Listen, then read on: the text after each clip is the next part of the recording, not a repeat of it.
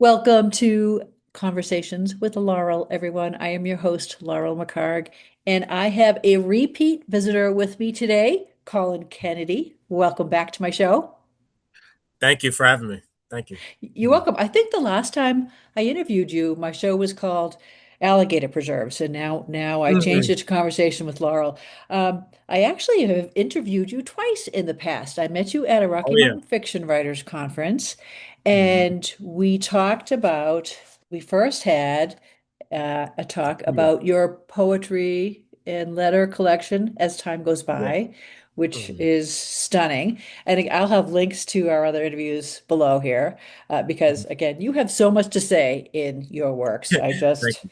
You got a lot to say. And then Mhm. my next visit with you, you had visited France, and of course, I wanted Mhm. to know all about that because I've been to France before and have some wonderful memories, and you Mhm. sure made some great memories Oh there yeah. as well. So today, Colin Kennedy, we are going to talk about Paolo and Francesca.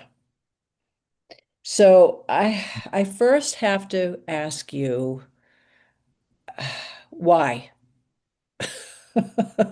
I would say honestly, I think first I've never self-published a novel. I think that's the Okay. first thing. And two, I wanted to do something different. First, with doing something different, I believe my prose style has developed. I believe my prose a few years ago was very rigid, very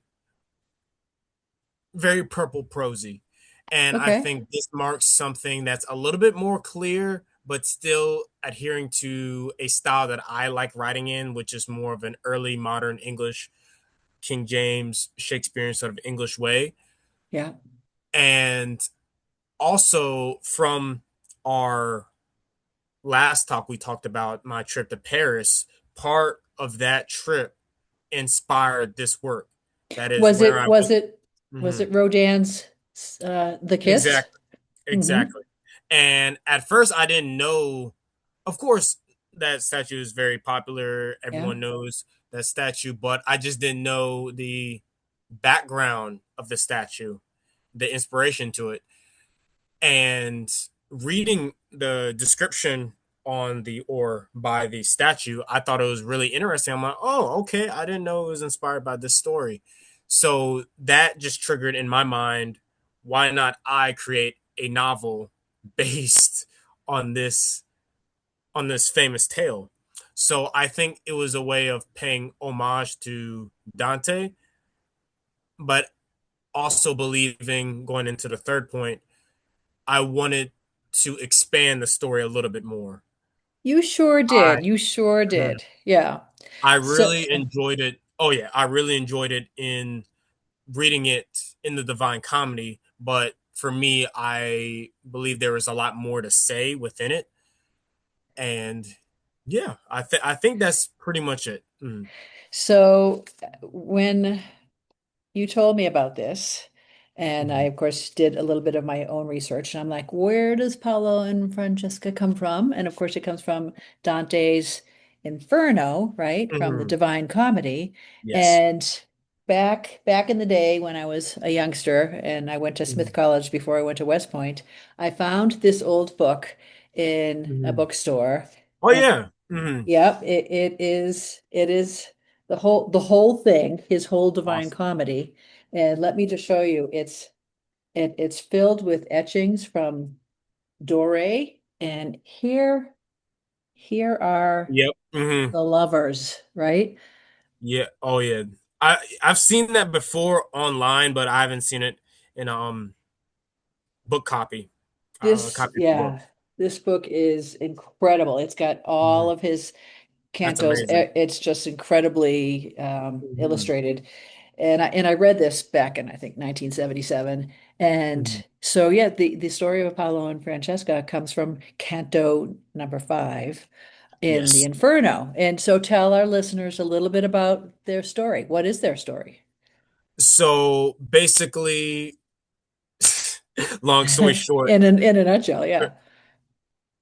Francesca finds herself within hard times. I can't remember the names of the two groups that were fighting against each other, but she found herself within a political marriage, and her father brought to her, um, I can't remember his name right now, to her husband who was crippled, and basically she was just not a huge fan of the marriage, but she fell in love with her brother-in-law, and they get into this whole affair.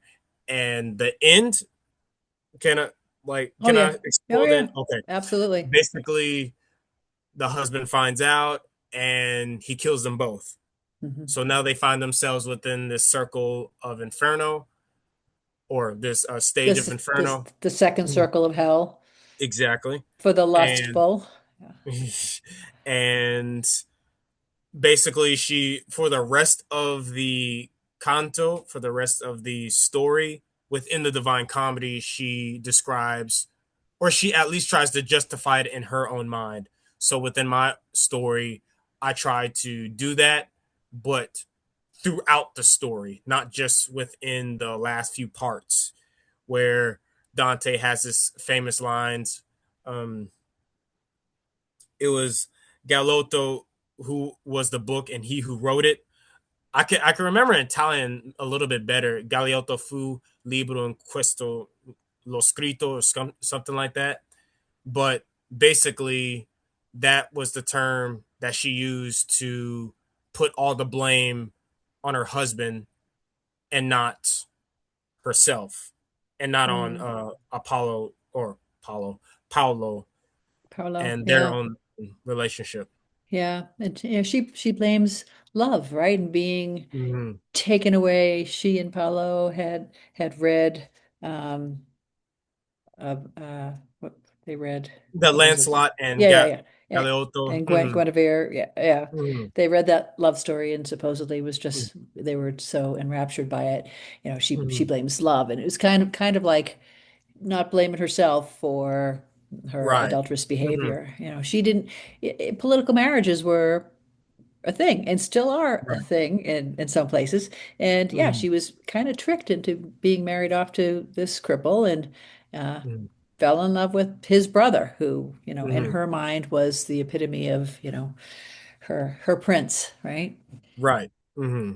Yeah. So those things Mm-hmm. never really end well, do they? Exactly. So, a lot of the inspiration, of course, from the book, but also came from different pulp fiction I was reading, not the movie Pulp Fiction, but 50s books that I was reading, just cheap novels that I was getting from a used bookstore that I go to in Dallas.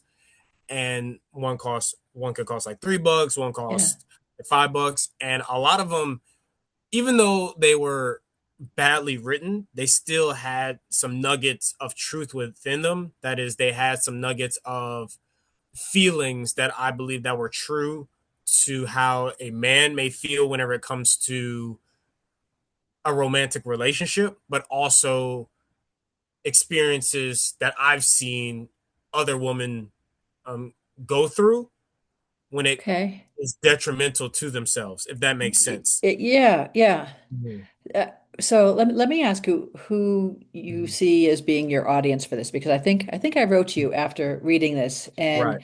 Hmm. my to be honest, completely honest with you, when I read your first page, I thought, holy mackerel, how am I Hmm. going to make it through this? Hmm. Because this is not an easy read. Oh You yeah. Hmm. definitely write in the style of the Oh older yeah. the older authors. Hmm. There's stuff in here that reminded me of Canterbury Tales in a way when Francesca Hmm. is talking. She's kind of crude in a way, and you've also Hmm. got some Shakespearean confusion going on with the Hmm. the dinner party. I mean, you work so much into this. Who do you see being your audience for this? Because, like I said, My my audience primarily 18 through 40, but also 18 like to just any adult. If I want to be really specific, I don't like limiting myself when it comes to an audience. Mhm. But to be really specific towards like an age group, it would be some people around my age. That is sort of like the what is my group? Gen Z, Gen. I don't know what all the gens. How old are you now? 24, Now I'm 25. 25? Okay. All right. Because for me, this is getting even more deep into the inspiration, but this was also inspired by someone that I was going out with, and a lot of the emotion that is put into Francesca is inspired by this person. Not literal verbatim, but there is like movements, there's justification, or there's rationalization for certain actions that are seen like, okay, this isn't cool, but you're trying to make it seem really cool in your own little world. So for me, that's where I see a lot of the not taking a lot of accountability, like kids, or I don't even want to say kids, but just adults my age, because even, and I don't even exclude myself from this, I think we have a very hard time of believing that we can be wrong, that we have faults, that we could be doing something that is wrong because we want to think of ourselves very highly. I think social media has like a really big influence on us, and I think we can be very self-involved. So if it's very specific in who I target, I Yeah. don't like to say, that sounds very harsh, but just who I Right. want to who I intend to read this book in order to have them see a mirror of themselves. It'll be kids around my age or adults around my age. But But I would mhm, say that they have to be educated. They have to be willing mhm. to put in the work for this Oh because yeah.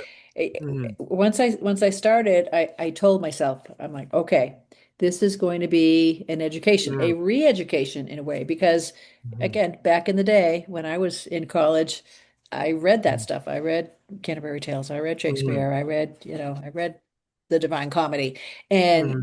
it's none of it is easy reading. And so Hmm. I had to get into the rhythm Oh of yeah. your Hmm. prose because there's definitely a rhythm to it. Oh yeah. And definitely that's my intention. To I want people to really focus on what I'm saying. Part of why I like writing in this style is not so I could try to sound deep or try to sound like purpley or whatever the phrase is, but I want people to focus with what I'm saying, because for me, I think a lot of our focus is all over the place. I don't think a lot of people actually sit down to focus on a book, but whenever they know that, okay, from the first few pages, I really need to lock Yeah. in my opinion, I think that's where they truly get into the book. And through my words, through my prose, I believe that this is going to further reel them in to experience the emotions that I want them to go through within reading this novel. Okay. Mhm. Yeah. So yeah, it's not a weekend beach read, that's for sure. Right. So Hmm. in Dante's original version, Paolo doesn't speak, he just weeps the whole time. That's right. Hmm. It's just pure despair, it's eternal despair, it's pure emotion, right? In your book, this kind of tickled me a little bit. Um, Hmm. I want to say you made Francesca a little bit bitchy. Oh yeah. Um, Hmm. all right, we'll talk about that. But No, so yeah. Hmm. at one point, when Paolo is talking about his initial attraction to her, he said something about I've always had a disdain for the weaker vessel. Hmm. But when I saw her, all these Hmm. things. And so she Hmm. says, "'Tis not what I remember. Let me provide a fuller account." And Dante says, "Do you wish thy lady give voice for you?" He's asking Paolo, "Do you want her to speak for you?" Right? Hmm. And he says, "With my lady, she may confess," and she jumps right in. "I can relate the account on a sharper lens." So I mean, Hmm. I Exactly. I laughed at that And then I Oh yeah. all Mhm. kind of all the way throughout, she's not the smooth. She's not so eloquent as I think maybe she was in the original Mhm. version. You make her real. You make her strong. And that's exactly all that's exactly what my intention was, because it goes back to the main person that I have in mind. Of course, I don't want to say any names or anything, but the main person I have in mind is that's how she was acting.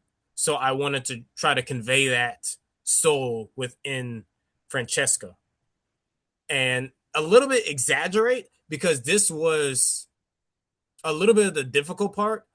I wanted to have some hilarious moments, but not to the point where someone is crying, laughing, like, all of this is funny. Because I wanted to exaggerate some parts, because there was a part where they first embarked on the affair, and it's like they were going out over here, they were going out over there. That part was inspired by Rabelais, who, of course, he wrote satire within the French Renaissance, Yeah.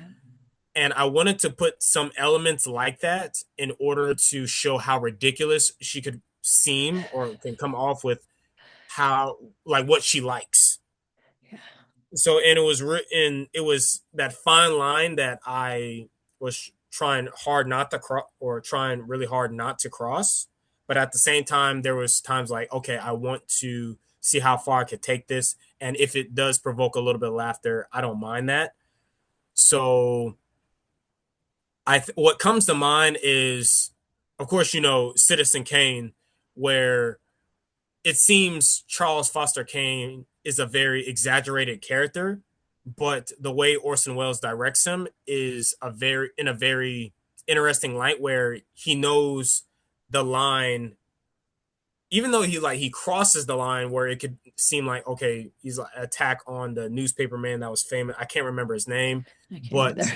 at the same time, it's like, okay, no, it's this person seems very human. So what I really love about that film is how Orson Welles was able to just capture that human so much and exaggerate to the point where it's like, okay, this exaggeration makes him human. That is like his mannerisms, his yelling, his dictatorial rule whenever he was in this affair with this lady in the movie, et cetera, et cetera. It seems human and it doesn't seem comedic, and it seems as if someone else was doing it, it would come off as comedic. And it's kind of also like Othello, where Uh, Shakespeare is using a very comedic character but putting him in a tragedy, mhm. because a lot of Othello's mannerisms, there are scenes, the hiding scene where I can remember, like, Othello hides but tries Peeking to in speak. at Iago and yeah. Exactly. A lot of these traits can be seen within French comedy, and even Voltaire. I was talking about this with someone just the other day. Voltaire writes this within his essays about Othello, and he thought it was a satire. But of course, we know it as a tragedy. But it Tragedy. makes sense why he thought it was a satire, because of the comedic elements that Othello was portraying. So a lot of this inspiration, Citizen Kane, Orson Welles, Shakespeare, Othello, comes into this novel in the sense where I want to use some comedic elements, but not necessarily to the point where they're completely exaggerated, where it makes everyone laugh. Can it Yeah. provoke laughter? Yes, but I want it to only be to the point where it's you laugh and you see, like, okay, this is interesting, sort of thing. Hmm. it's it's levels of laughter that I find really interesting when it comes to writing and prose, that I like provoking, where it's not like a constant like A plus B equals C. That is like, I say, how does the chicken cross the road? And Yeah. then I said, and ha ha ha. It's not something Yeah. like that, No, but it's a certain. it's not hilarity. Mm, It's like you laugh or you chuckle because you recognize the human element exactly. in it. Exactly. Mhm. Yeah. Huh. Mm. I was gonna say some would say in Dante's Inferno that she is one of the most Francesca is one of the most sympathetic characters. Hmm. You don't go there. You don't Hmm. really make her that sympathetic. Hmm. I don't Oh think. yeah. Hmm.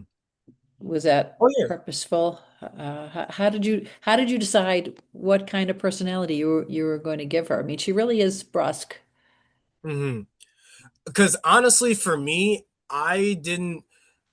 I'm gonna be completely honest. Whenever I read the Divine Comedy, I didn't really read it as her being a very sympathetic character. I think this is because I was projecting my own experiences with someone like this onto Francesca. Okay. And for me, I just added the element that how I saw from what I saw as Francesca being in this time period, but still keeping her true to her own time period, but applying it to this time period where there is people, not I'm not even just talking about women, I'm talking about men and women, how we can have the lack of accountability where we could be very egotistical. We put expectations on people that we don't expect from ourselves. I try to portray this in both Paolo and Francesca, where it's like we're projecting, I mean, they're projecting each other in this small little box or this heightened picture that neither of them can reach up to or work up towards, if that makes sense. Right. And yeah, Mhm. and I will say that you do juxtapose the the feeling and the flow and the rhythm of the really old-timey writing with Mhm. modern day expressions. So Mhm. and Mhm. even that uh, it evoked some laughter in me. I was like, oh, Oh yeah. that's kind of funny. Very subtle, but it's like you're reading and you're feeling like you're in something that was written a very long time ago, and then something modern pops in, and it's Exactly. kind of Mhm. surprising. Um, all right, on page 169 in a letter to Mhm. Paolo, a very long letter to Paolo, she writes, I think I myself was born of the incorrect epoch. Mhm. And in that letter she's at the point where she wants more than just the physical. She wants to be able to discuss ideas with him, Mhm. and you make him very opposed to that. He's just kind of Mhm. like, I kind of just want to hook up with you. Right. Mhm. And but her comment about feeling like she was born in the wrong epoch, I asked you this in a previous episode. Do you feel like Mhm. you were born in the wrong century? Because again, Mhm.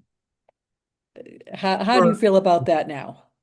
for me, honestly, I don't. That's interesting that that question comes up because even my friend, like my best friend who's like a brother to me, he Yeah. would ask me that question.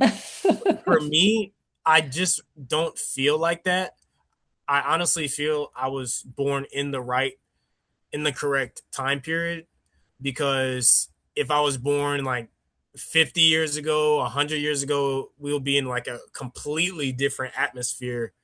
And I think for me, it's just, I think I was born in the right time period. I put this feeling I was born in the wrong epic because there has been feelings I can't deny it too much. I think there was feelings of being born in the wrong epic or being in the born in the wrong time period years ago, and I was trying to evoke that in this letter or in this page. But of recent development, I don't think I feel that anymore. But what comes to mind is the song um, by the Beach Boys in Pet Sounds. I guess I just wasn't born for these times. I think that trying to put that soul of that song was my intention in putting that soul into the soul of Francesca and putting old feelings that I've had within Francesca, or at least old feelings of feeling like I wasn't born in the correct time period here to evoke like loneliness and try to make her a little bit more sympathetic. Right. And you did. And again, with the idea that she wanted more than just her prince's body, right? I mean, she wanted Mhm. more. That what gave you that idea to bring that element into it, I rather think than if just sticking with, their mm-hmm. their lustful relationship. In putting in that element, I think. Do you mean like the element of just her wanting to discuss ideas and Yeah, philosophy yeah, and yeah, everything? yeah. I think that was mostly part of it was from my own experience and trying to discuss ideas with other people just in general. But I tried to be how do I say this? I think it was from trying to get an honest look at how if you're dealing with more of an egotistical man when it comes to a girl being a little bit she like loves reading books and all that, it can seem a little intimidating to him, or at least it's just he's not really caring about that, and he's just trying to like he's just like, okay, I'm just here to be here just to be here, sleep with you and Hmm. stuff like that. I think also in discussing that element, I didn't want her to be a complete character where you couldn't relate to, because I think if I exaggerated too much of her being angry, then I there wouldn't be any gray area, and it wouldn't be I don't think there would be any truth to it. So again, this brings back another quote that I heard from Orson Welles, Yeah. where how do I say this? I was trying to make her unreal but true in a sense. Hmm. So I wanted to have those elements where there's those feelings are true, but her actions may be untrue or are unreal. Or And I contradictory think, too. Yeah. mhm. And I think for this element, if I didn't add those elements of truth in her emotions, in her story, not I didn't want to make it anything corny where it's like her father died at this young age or her mom didn't love her or Hmm. Hmm. something like that, but just make her human. Like she at least has a heart where Yeah. she at least wants to engage. I think that adds a little bit more to her unfeeling side where she could be a little bit more cold, and why she can feel okay, like I'm not getting this from you, and I want to get this from you, and because I'm not getting it from you and I feel like you're the only person I could get it from, I want to recreate you in my own image or something like that, the image that I want. So it's just basically adding more into the human element, because if I just added created her into this one shape without giving her that gray area, I don't think the Francesca would be relatable, and I don't think Right. people would engage with Francesca as as I hope they would. Yeah, it definitely added an element of depth to her Mhm. character. She wasn't just a floozy out looking for, booty calls every night, even though she still Exactly. wanted that. And I think if I just added that, it would just seem very dull. If I'm being completely honest, and I Yeah. think it would just me. It would seem if I like my audience would read this book, they can get the sense that I'm just projecting onto a character. And I think whenever I read literature, I don't want to get the sense that the author is just projecting, whether it's someone projecting onto women or projecting onto men, and it's just like I could see that element is really just hard to describe, but for me, just reading books, whether contemporary or classical, you could tell whenever an author is projecting onto a certain type of person, because they have this caricature of the person where it's very simple and plain, and it doesn't seem like the character is going anywhere. It doesn't seem like you don't know if it's a satire, a comedy, a tragedy, something like this. And for me, that's where the book is lost, even if it is intended as a sort of sob story or something. It just, if the character doesn't have any depth to them, and it's just this mere like stereotype, I think that's a better word, Hmm. then it wouldn't work. I do think it could work if it was comedy, but even with comedy, I think there still has to be a level of depth within the character in order to provoke some sort of laughter. Because Yeah. even I'm pretty sure you know is like the clown, like the common story about the clown crying or something like that, Mm-hmm. just making jokes. And so if it was just too much on one side of showing Francesca in this light of not caring, only caring about her own self, I just don't think it would have worked. Yeah, no, I mean, you have a character arc in there, even though she's not allowed to have a character arc really in the Divine Comedy. There's a line in Canto 5 where she says, "There is no greater grief than to recall a bygone happiness in Hmm. present misery." Right. Hmm. And of course, in the canto, the two of them are eternally in this swirling whirlwind, isolated, Hmm. together but isolated. And Right. he's just Hmm. weeping. And so uh, there's just, Hmm. yeah, no greater grief than to recall a bygone happiness and present misery. Oh yeah. And I wanted to add that element. I don't think I really didn't want to quote too much from Dante because Mhm. I just that's Dante. I want to make my own work out of respect.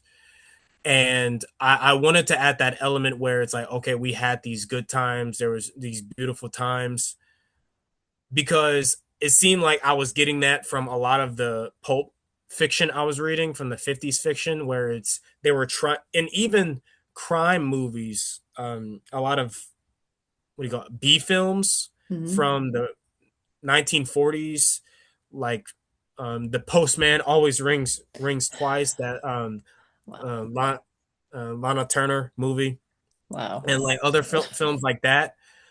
It's just it seems the couples are projecting like how they could have this beautiful romantic relationship, but it's just life happens, or they expect too much out of each other that ultimately destroys the relationship. And also this one novel by Zola, my one of my favorite French writers. Man, I can't remember the title of the book, but that That's also okay. served as some inspiration where it seemed like there was too much that the people were expecting out of each other. And Unrealistic expectations. exactly. Hmm.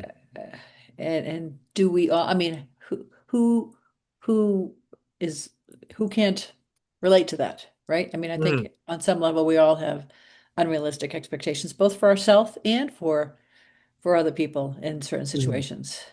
Hmm. Yeah. Exactly. And for me, this is also goes back to how I was feeling in that relationship, where it seemed there was this too much, and even other just going out and dating and stuff like that, just too much of expectations that I'm not able to reach, or they're not clearly communicated. And if I try to communicate and understand, then it's just I'm lost basically. Of course there is faults on my side and ways of communication, but I think that a lot of that confusion I wanted to portray within this sort of novel, just or at least the heightened expectation, unrealistic expectations. Yeah. And again, you're talking to me. You're 25, I'm 67, and I'm thinking, what 25-year-old woman will have the same intensity that you have? I mean, Mhm, right? I mean, mhm, you're an intense guy. mhm. Oh yeah, You have to be to write something like this. oh yeah, mhm, And your poetry. I mean, mhm. Oh yeah, definitely intense, definitely energetic, all that. And I think for me, I think that's also where Francesca has that. I wanted to put more of that sympathetic side. I think because of that feeling of I was born in the wrong age, or wrong I can't epoch, remember yeah. exactly how, Yeah. exactly, and it's just, yeah, who else has that sort of intensity? Who else has this sort of quest for knowledge? I wanted to put a little bit of that within Francesca. So I think that goes back into answering your previous Mhm. question of just, even though I say like I don't think I was born in the wrong generation, in the wrong time period. There is that element where it's like, okay, who shares that same energy? Who shares that same, okay, wanting to develop something greater? Talk, not just complaining about someone named Daisy or Sheila at work, or just complain about someone across the street or something like that, Yeah. but just engage in talking about ideas or how we could build a future or something like that. So I do agree with the intensive. Nope, you just froze on That's me. where myself comes into play when it comes to. Oh, Hang on a minute. You just froze. let's see. Okay, Oh, there you go. You're back. You're back. is it good now? Yep. Okay, Hmm. awesome. Yeah. So I think it was just going into my like someone from my family asking me, or how do I say this? They were asking me who I was going out with and dating, and at this point, I was like, I'm gonna be completely honest. It's just like yeah. I mean, hey, if I meet someone, that's completely awesome. But I honestly believe that God will provide. If He wants me to meet someone, then that's on Him, not for me to just constantly try to look for anyone. But in talking about this previous relationship with this person in Mhm. my family, they were like, "Yeah, you probably need someone who's a little bit more strong minded."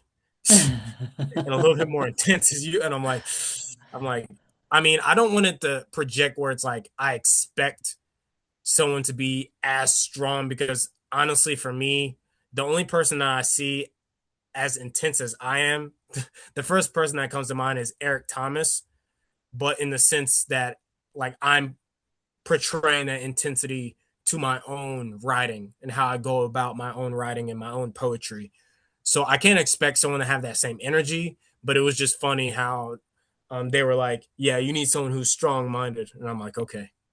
As a mother of sons, I would also say balance is good, Oh right? yeah. Someone to Mhm. balance your intensity. Exactly. Exactly Um, too. And I think even with going back to Paolo and Francesca, if it was like if everyone is so intense, then it just seemed like something's gonna blow up. And in this case, something did blow up. sure did. How long did it take you to write this? I mean, how long did it take you to write one page of this? Because again, this is Hmm. lyrical Hmm. prose. I mean, there's so many things that I underlined, and Right, you, right, you could have 3 pages worth of of prose, right. Hmm. and in my head, I'm like, okay, but what she's really saying is this, and you could distill it to a couple Right, lines. right, right. Hmm. So how long did it take you to compose this? So I started October of last year, and I finished around April, the end of April. So October, November, December, January, February, March. Half a year? I mean, Oh yeah. barely Yes. half a year. Because I That's remember I incredible. sent oh, thank you. Thank you. I remember I sent it out to my editor in the beginning of May. So yeah, that was around like late April whenever I finished it. Mhm. What did the editor do with this? How did you find an editor willing to edit this work?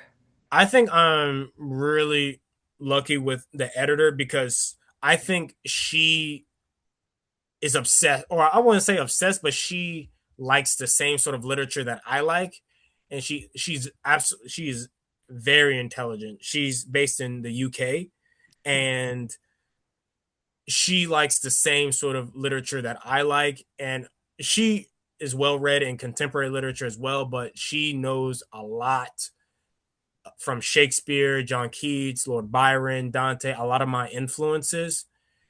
And I think I was lucky enough to be able to find her. I think it was 3 years ago. Whenever I contacted her about a like just reviewing poetry or a short story. No, it was fan fiction actually. It was Okay. fan fiction, and then it just evolved into poetry. And then I'm like, okay, let me see how like short stories if she's able to get what I'm communicating, and she got it. It doesn't matter whatever I give her, she knows exactly what I'm trying to convey. And of course, there's going to be a lot of grammatical mistakes, but she understands there are times where I'm trying to experiment, and there's times where it's like, okay, this is wrong. Like this is not grammatically correct in the sense of trying to write in King James English. Because So she know. you're creative. You're creative too. And you clone words. I remember you cloning words in your poetry Oh collection, yeah, kind of. and I love doing that. I love neologisms, however it's pronounced. I like creating words. For this work, I don't think I created. I tried to steer away from creating too many words Hmm.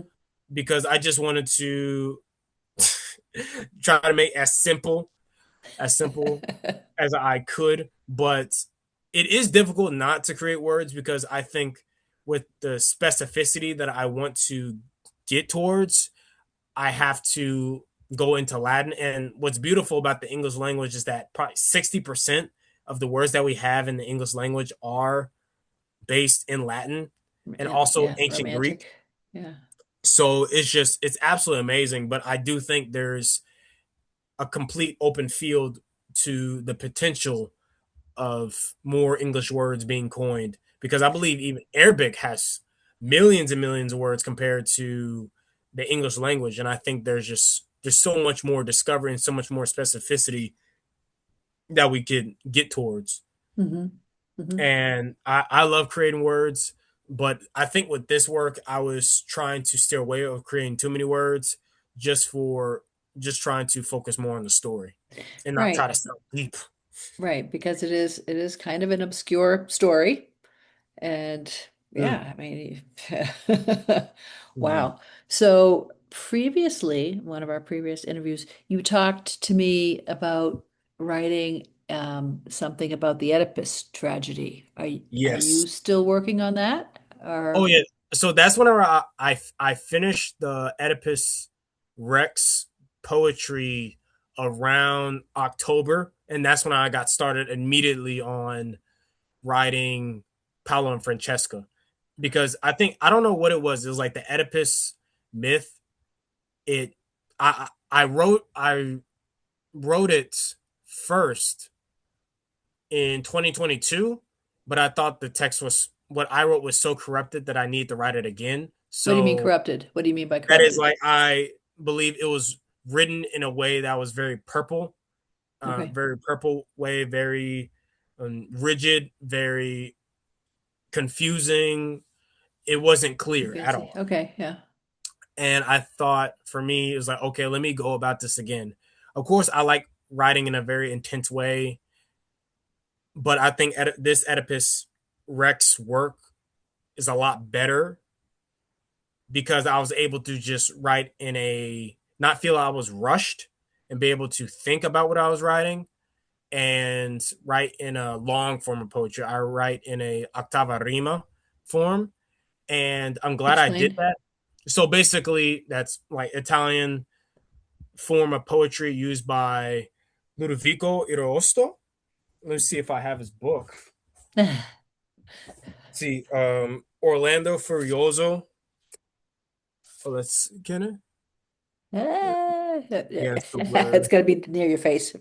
There you go. Yeah, Yeah. Orlando Oh, Furioso. Furioso. Oh, And what's his name? Tasso, Torquato Tasso, I think. He wrote The Liberation of Jerusalem and a lot of other Italian poets, but those are the main ones specifically, as well as Lord Byron. He wrote in that format, which is basically 8 lines of poetry within a stanza. The Byronic, I believe the Byronic octava rima consists of like 10 syllables with the Italians using like 11 or 12 syllables, I think, but I'm not exactly sure about that. But that's basically what it is: 8 lines within a stanza, and that's used within epic forms of poetry.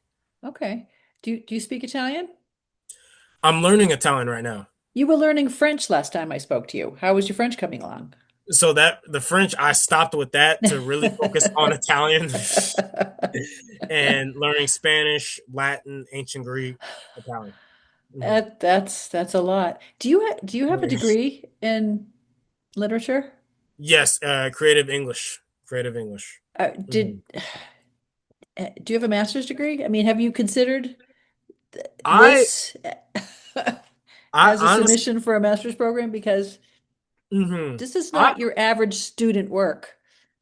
I honestly have, but for me, I think I tend to Not be very important. spiritual. I tend to be very spiritual about it. Like, okay, are there signs? Because whenever it comes to writing a book, like Paolo and Francesca, like the idea would persist in my mind a lot. Like, and then whenever it comes to learning Italian instead of French, even though I'm most likely going to be going back to French in the future, the learning Spanish, learning Italian was always present in my mind. So I'm like, okay, let me undergo this. Even though I'm a little bit worried, I'm a little bit afraid. I don't know why, but I have those like nerves. Not necessarily I'm afraid of like someone's going to like ridicule me or attack me, but it's just like I have that those nerves. I'm like, okay, what this is a new journey that I'm undertaking.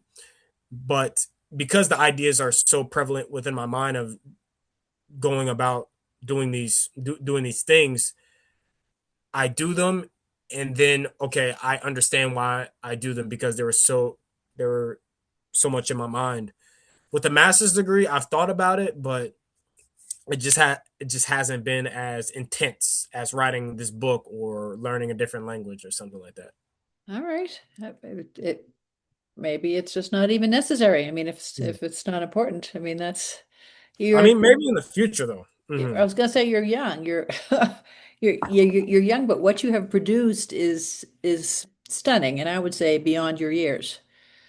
Yeah, thank you, thank you. So, we one of our previous episodes, we talked a little bit about AI, and this was over a year ago.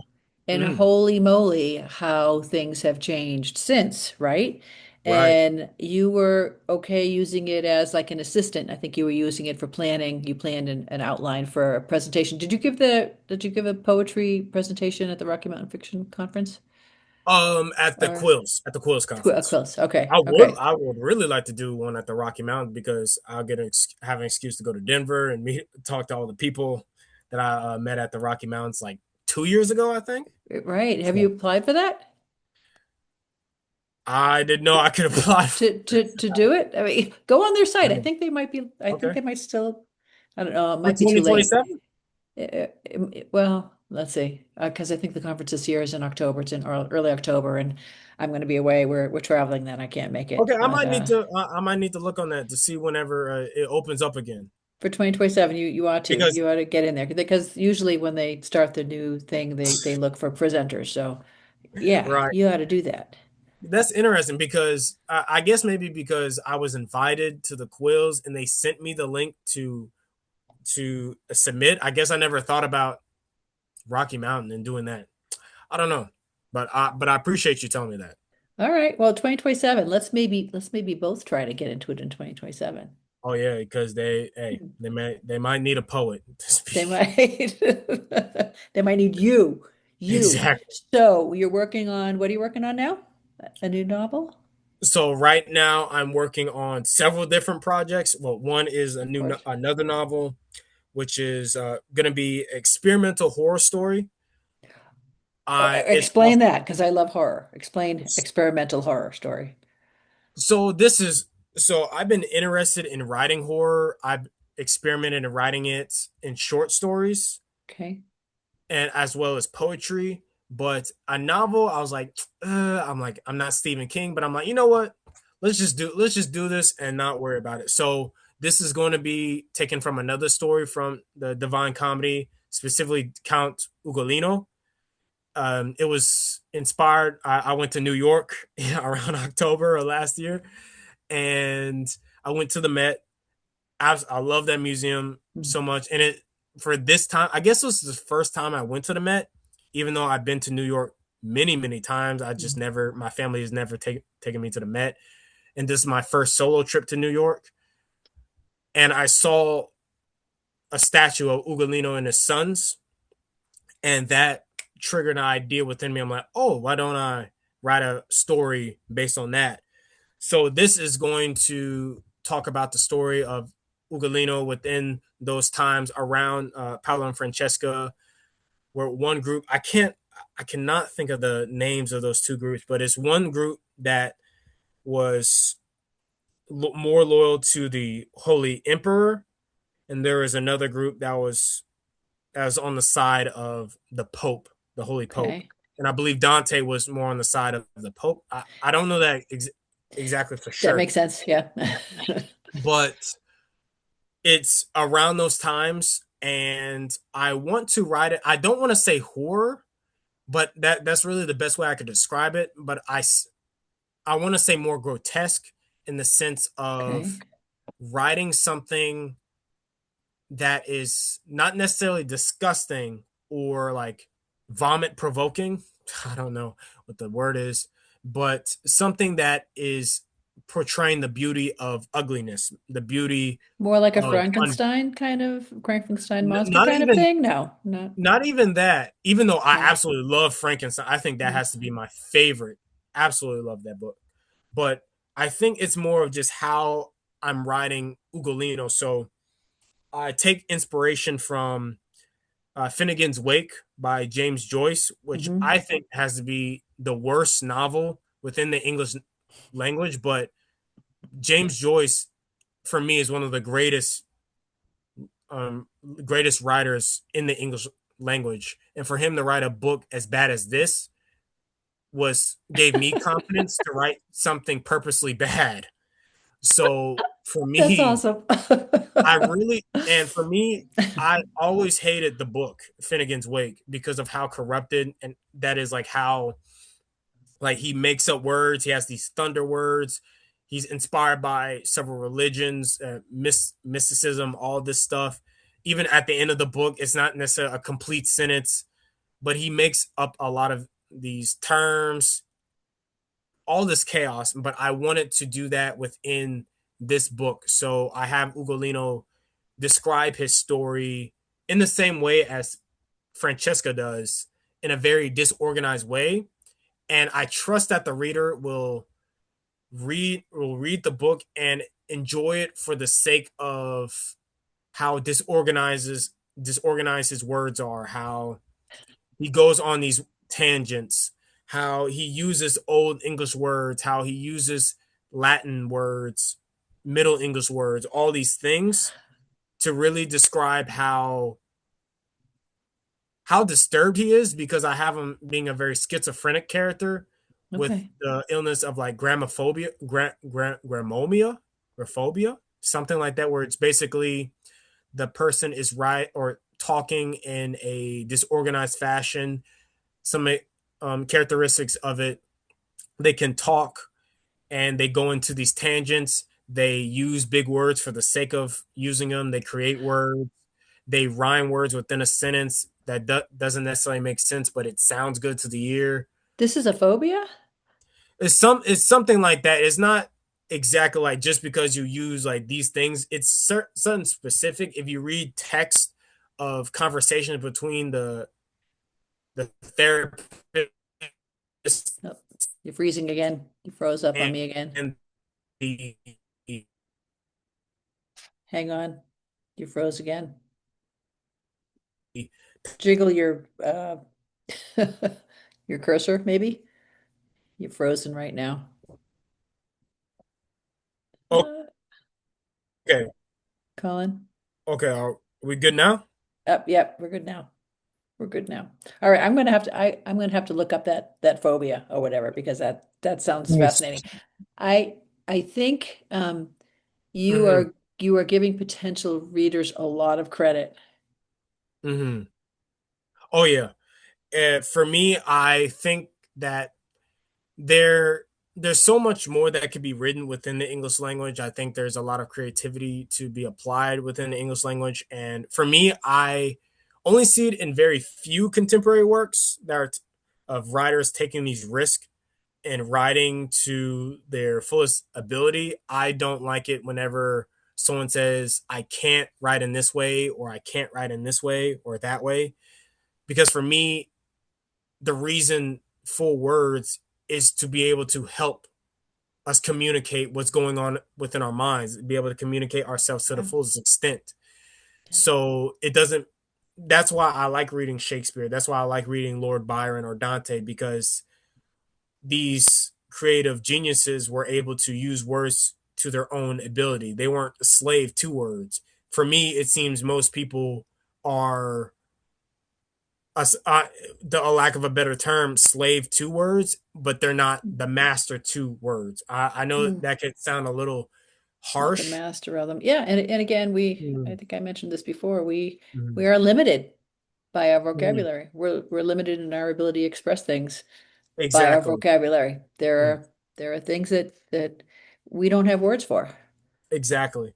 And that's why I'm excited with this next book, because I'm just going experimental, because even with me there was still that doubt. It's like, do I really want to go like an experimental, like, because I've written stream of consciousness works, but they're like one page, but just a complete Ulysses like Finnegan's Wake like novel. Yeah. I'm like, okay, now I'm really risking it so I can fully experiment when it comes to writing a novel. Do it. And Do it. that's, What's stopping you?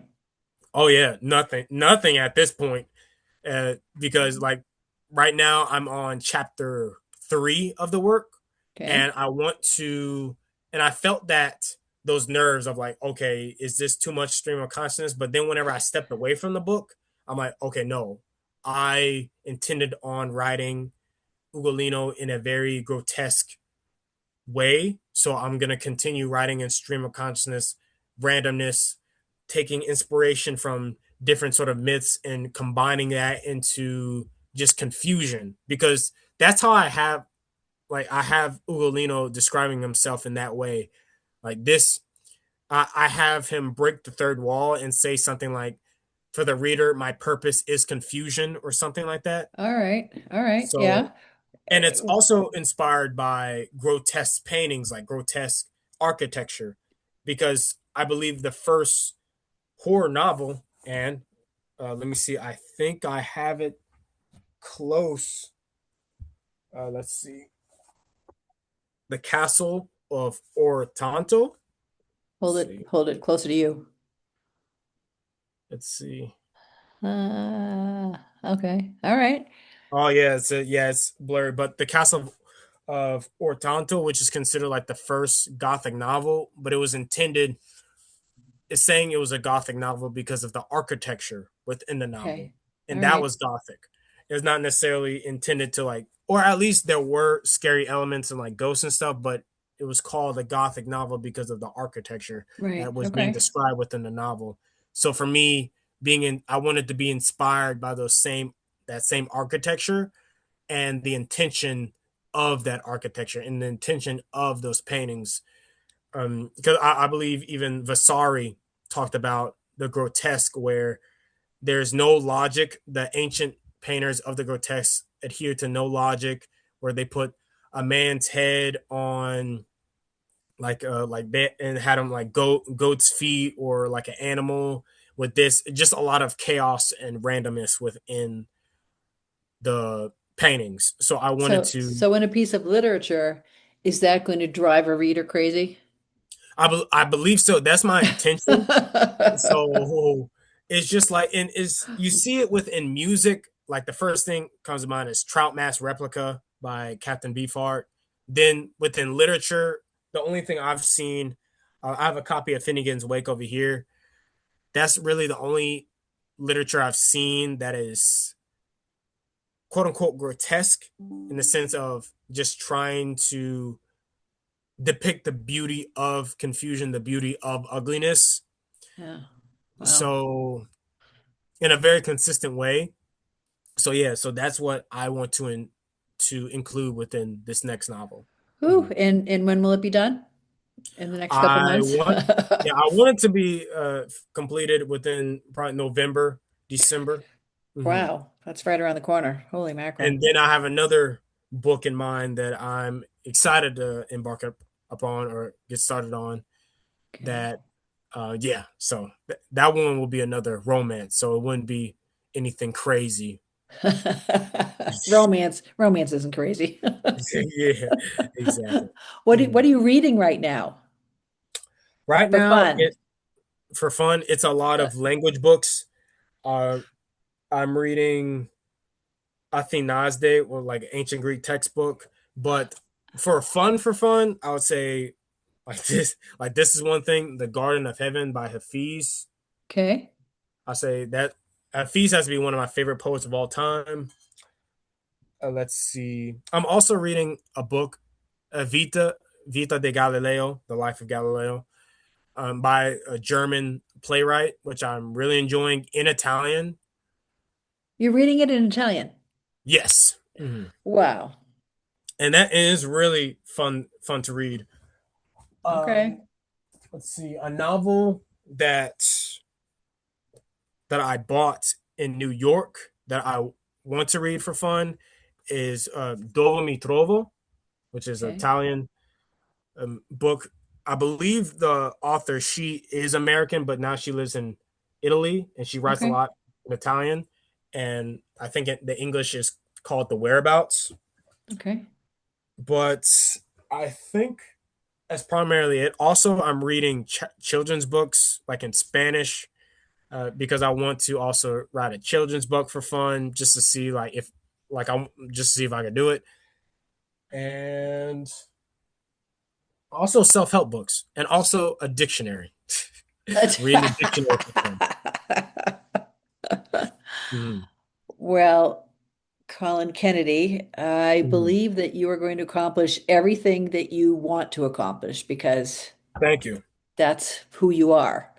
thank And you. that's what you're doing. Any travel plans coming up quickly? Travel plan. I'm going to be going to Denver. I'm going to be going to Oh, Denver next month.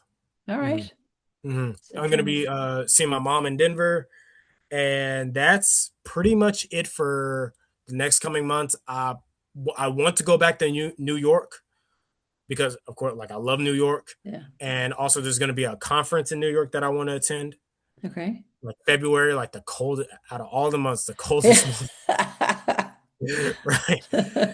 And that's pretty much it. But that's mostly just seeing family in Louisiana as well. All right. Colin Kennedy, you are Mhm. a unique young man.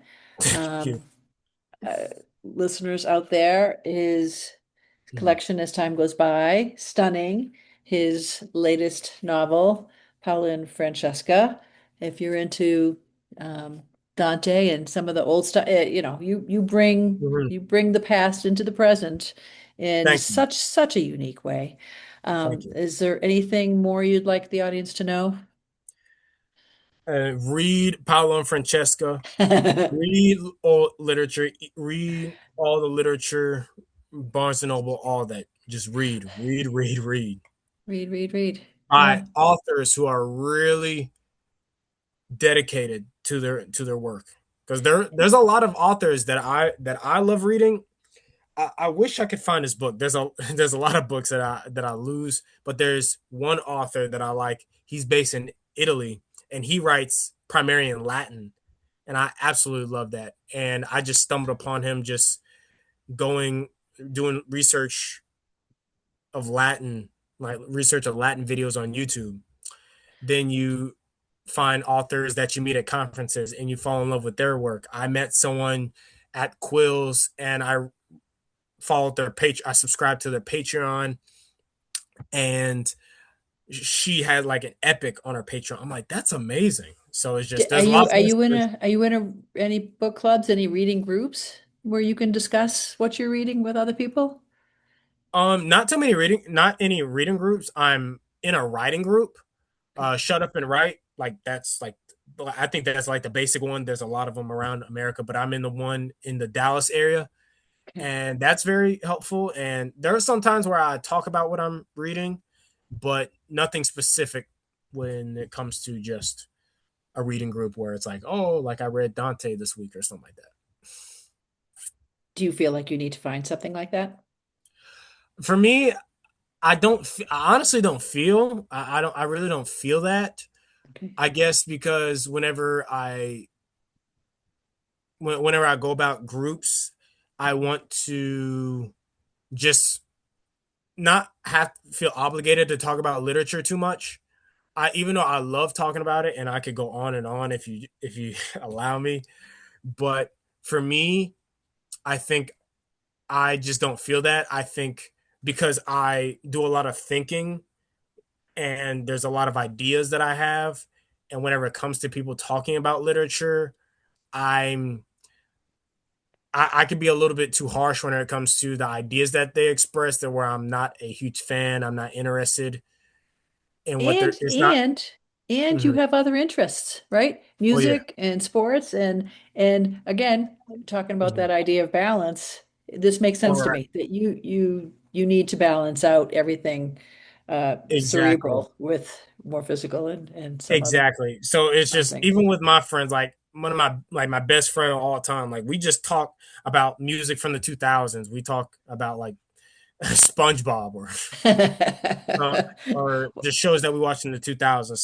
something like that. Or I'll I'm talk to glad to another hear that. friend. I'm glad to hear that you're balancing the cerebral with something And I think a lot silly. of people could think about that or think because I remember there was another friend that I have. She thought that all I do is just write poetry. All I do is just stay in the room, and I'm like, no, I like watching Spider Man too.